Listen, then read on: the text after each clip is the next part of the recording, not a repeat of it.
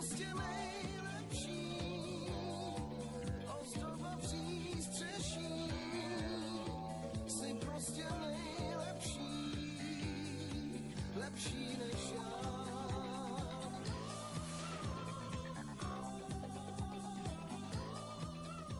My vám ale nemusíme vysvětlovat, co to takový babinec je.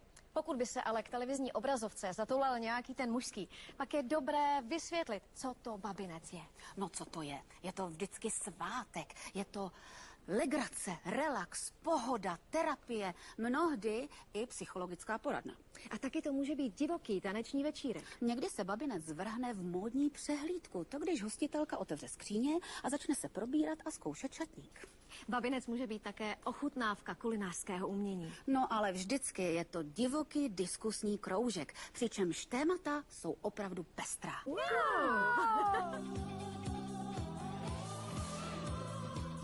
Tak já jsem to slovo sice několikrát slyšel, No. ale vím, že se to opravdu rýmuje akorát se zvěřinec a blázinec. Ale to je ještě zajímavý to, že babinec je vlastně rodu mužského.